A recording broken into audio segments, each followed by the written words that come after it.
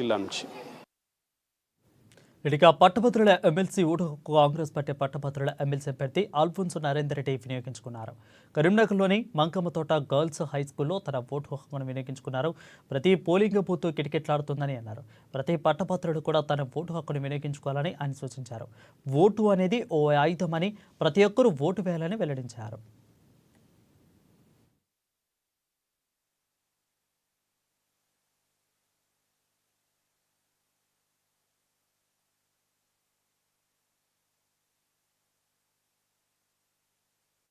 మరి ఎప్పుడెప్పుడు అని ఎదురు చూస్తున్న పట్టభద్రుల ఎమ్మెల్సీ ఎన్నిక ఈరోజు మరి వాళ్ళ పొద్దున చూస్తూ ఉంటే ప్రతి పోలింగ్ బూత్ కూడా మరి కిటకిటలాడుతుంది. పట్టభద్రులు చాలా అవేర్ అయి ఉన్నారు. ఈసారి మొట్టమొదటిసారిగా ప్రతి పట్టభద్రుడు ఓటు వినియోగించుకోవాలని, తర్వాత ఈవెన్ ఆఫీసెస్ తర్వాత ఇన్స్టిట్యూట్ వెళ్ళే వాళ్ళు కూడా మార్నింగ్ బహుశా వేసి వెళ్దామని కావచ్చు. అందరు కూడా మరి కోలాహలంగా ఉంది.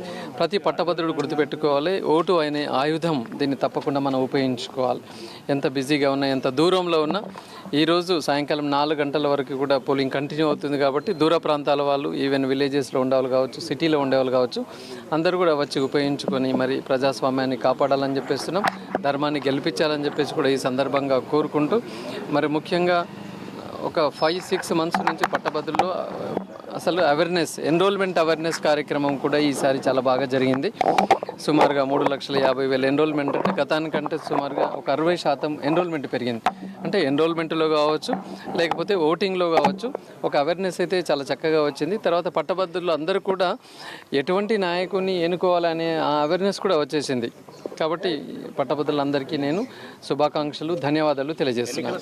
అండ్ ఆల్మోస్ట్ అంతా కూడా ప్రశాంతంగా జరుగుతుంది. I wish the same through out the day. అంతా మరి ఈ 4 ఉమ్మడి జిల్లాల్లో కూడా ఓటింగ్ శాతం పెరగాలని, అంత ప్రశాంతమైన వాతావరణం ఉండాలని చెప్పేసి అమ్మవారిని కోరుకుంటున్నాను.